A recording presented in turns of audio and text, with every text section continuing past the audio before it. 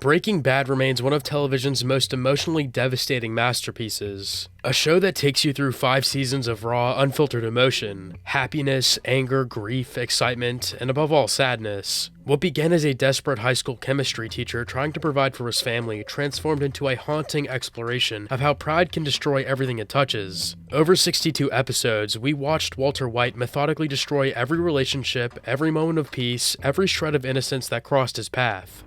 One of the earliest and most terrible things Walter does happens in Jesse's apartment. After arriving to find Jesse and Jane passed out from heroin use, Walt accidentally causes Jane to roll onto her back. When she begins to choke on her own vomit, Walt stands frozen, watching. Walter realizes that Jane threatens his control over Jesse, that she knows too much, that she's pulling Jesse away from their partnership. What makes this scene so hard to watch is how long it lasts. The camera doesn't look away. We watch Walt watch her die. We see the exact moment when he chooses to do nothing. Bryan Cranston's acting captures something truly evil. In an interview, Bryan Cranston said that this was the most harrowing scene he ever did for the show, because he imagined his own daughter as Jane when they were filming her choking. All of a sudden, her facial features disappeared, and it was replaced with the features of my real daughter. This scene matters because it shows Walt's character completely changing. He's no longer a man who got in over his head. He's someone who will let an innocent young woman die just to keep his power. The tragedy goes beyond Jane herself to her father, Donald, whose pain will accidentally cause a plane crash killing hundreds of people, and to Jesse, who will blame himself for this death for years, never knowing that Walt could have saved her.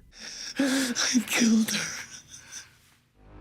When Walt tricks Jesse into murdering Gale to save both their lives from Gus Fring, it's one of the show's most tragic turning points. Gale is shown as genuinely kind, harmless, and excited about chemistry. He's not a violent criminal. He's a nerdy guy who loves karaoke and believes in personal freedom. His worst crime is being naive about what cooking meth really means. The scene of Jesse at Gale's door, gun shaking in his hand, is almost impossible to watch. We see Jesse's face, terrified, desperate, knowing that pulling this trigger will change him forever. Gale's confusion and then growing horror as he understands what's happening makes it even more tragic. He begs for his life, completely helpless and innocent in his final moments. When Jesse finally pulls the trigger, the screen goes black with just the sound of the gunshot, leaving the actual violence to our imagination, which somehow makes it worse. What makes this scene so deeply sad is what it does to Jesse. Walt has successfully turned Jesse into a murderer, not of someone who threatened them or deserved it by criminal world logic, but of a genuinely good person whose only mistake was being in the wrong place at the wrong time. The train heist is one of Breaking Bad's most technically brilliant sequences, a perfectly done crime that seems to go perfectly. The crew celebrates their success, congratulating themselves on pulling off the impossible. Then a young boy on a dirt bike appears on the tracks, having seen everything. Todd's immediate decision to pull out his gun and shoot the child dead is shocking, not because it's unexpected in Breaking Bad's world, but because of how casually it happens. There's no hesitation, no thinking about it. The gunshot echoes across the desert as Jesse, Walt, and the others stare in frozen horror. What makes this scene unbearably sad is simply the fact that an innocent child was killed just because Todd felt like tying up loose ends. The scene also marks the point where Jesse starts his final mental break from the operation. The look on Aaron Paul's face, complete devastation and disbelief, shows a man facing the reality that he's part of something unforgivable. That child's death will haunt him, becoming one more trauma piled onto an already damaged mind. Mike Ehrmantraut's death is tragic because it's so unnecessary. After Mike tells Walt off one final time, delivering a harsh assessment of Walt's character, Walt shoots him in a moment of pure ego-driven rage. Almost immediately, Walt realizes he didn't need to kill Mike, that he could have gotten the information he needed from Lydia. The scene that follows when Mike's sitting by the river, knowing he's dying, captures a strange, sad piece. Mike has been the show's most skilled criminal, a professional who lived by a strict code. Now he's bleeding out in the wilderness, far from his beloved granddaughter. When Walt tries to apologize, Mike cuts him off with, "Let me die in peace." It's the perfect final line for Mike, dismissive of Walt's selfish need for forgiveness, focused only on finding some dignity in his last moments. Named after a poem about the inevitable fall of tyrants, Ozymandias delivers Breaking Bad's most devastating sequence. Hank Schrader, wounded and helpless in the desert, faces his execution while Walt desperately tries to save his life, offering all $80 million. The brilliance of this scene lies in how it destroys all of Walt's lies to himself. For years, he's told himself that everything he's done was for family, that he could somehow keep his family separate from his criminal life. Now his brother-in-law, a genuinely good man despite his flaws, is about to be murdered as a direct result of Walt's choices. Walt's desperate plea rings hollow because Walt destroyed his family long ago with his lies and violence. When he tells Walt, You're the smartest guy I ever met. And you're too stupid to see. He made up his mind 10 minutes ago. it's both defiant and tragically true. Hank sees what Walt cannot, that Walt's intelligence has become his own downfall, that his ego and pride have destroyed everything. The line Do what you're gonna do. has become iconic, a final act of defiance before the gunshot. Walt's collapse into the sand, screaming and sobbing, represents the moment when reality finally breaks through his carefully built rationalizations. But his grief changes nothing. Hank is dead, murdered because Walt thought he was smart enough to build a drug empire without consequences. In the same devastating episode, Walt delivers perhaps the cruelest blow. During their confrontation in the desert, after Jesse has been captured by Jack's gang, Walt looks at Jesse with pure hatred and says, I watched Jane die.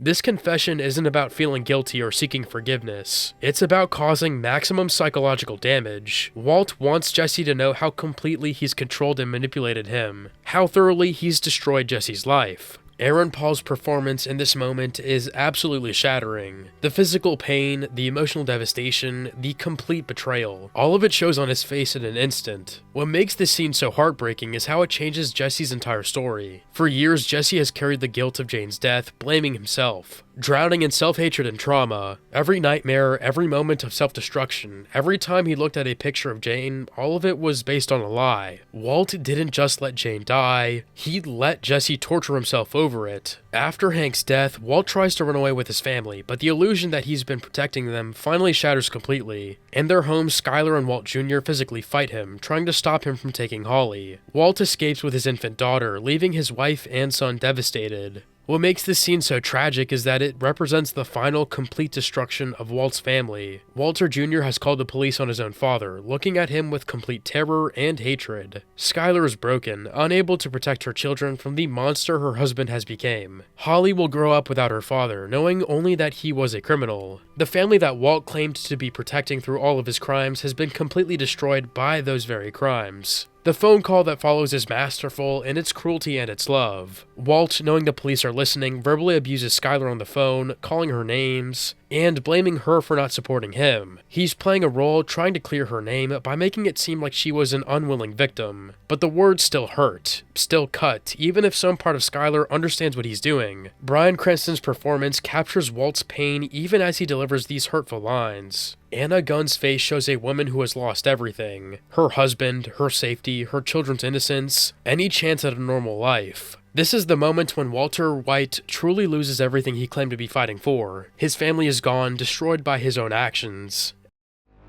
After Jesse's attempted escape from being held prisoner by Todd's neo-Nazi gang, they take him to Andrea's house as punishment. Jesse, chained in the back of a car, can only watch helplessly as Todd walks up to Andrea's door. She answers. She's completely unsuspecting, still innocent of what Jesse has become involved in. Todd pulls out a gun and shoots Andrea in the head without hesitation or emotion. Jesse screams from the car, completely helpless, watching another person he loved die because of his connection to Walt's world. The casual cruelty of this execution, the way Todd does it with the same efficiency he might do any other task, makes it even more horrifying. What makes Andrea's death so devastating is its purposelessness from a moral standpoint. She did nothing wrong. She wasn't involved in the drug trade. She was simply a good person who loved Jesse. The scene also represents the complete powerlessness of Jesse's position. Chained, broken, unable to protect anyone he's cared about, he's forced to witness the murder of someone he loved.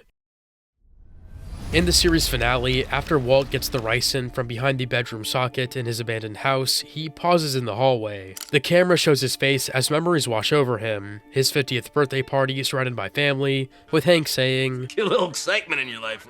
that moment of warmth and connection, when his biggest worry was being underappreciated at school and by his family, feels impossibly far away now. This scene is devastating in its simplicity. There are no words, just Bryan Cranston's face, showing the weight of everything he's lost. The house is empty, his family is gone, Hank is dead, all victims of Walt's decision to get a little excitement in his life. What makes this moment so sad is the recognition in Walt's eyes. For just a moment, he seems to understand how much he's destroyed. That warm memory of family and connection stands in complete contrast to his current reality. A wanted criminal, alone, dying of cancer, about to go on a final mission that will end in his death. The excitement he wanted has costed him everything that actually mattered. The quiet moment of reflection represents one of the few times Walt seems to genuinely understand what he's lost, though even this understanding comes too late to change anything or save him.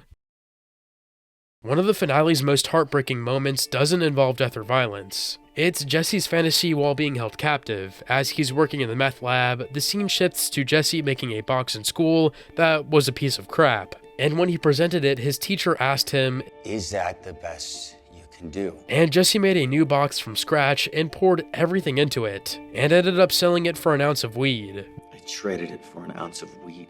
The story is almost meant to show that Jesse is sort of a wasted soul, lost in the life of meth and drugs when he had a lot of potential in life. That wooden box represents everything Jesse could have been: a craftsman, an artist, someone who builds rather than destroys. His pride in that box, that moment of pure accomplishment, shows how far he's fallen and how much he's been stolen from. The scene also serves as a reminder of what Walt has taken from Jesse, not just his freedom or his peace of mind, but his very potential to be anything other than what their partnership made him: traumatized, guilty, broken. Walt staggers through the meth lab one final time, touching the equipment with something close to love. This is his true love, not his family, despite all his claims, but the chemistry, the power, the criminal empire he built. As he collapses to the floor, police lights flashing outside, there's no triumph in his death. He destroyed his family, got Hank killed, traumatized Jesse beyond repair, murdered and manipulated countless people. His wife fears him, his children will grow up ashamed of him, and his reputation will be that of a monster. But in his final moments, looking at the meth lab equipment surrounding him, Walt seems almost at peace. This piece is what makes the scene so deeply sad. Walt dies satisfied because his ego has been fed. He's successfully built an empire, made his mark on the world, made sure his name will be remembered. In the end, the saddest thing about Breaking Bad might be this simple truth: Walter White had everything he needed to be happy. A loving family, meaningful work, people who cared about him. He threw it all away because it wasn't enough for his ego. That fundamentally human tragedy, more than any specific scene of death or loss, is what makes the show's sadness feel so profound and so real.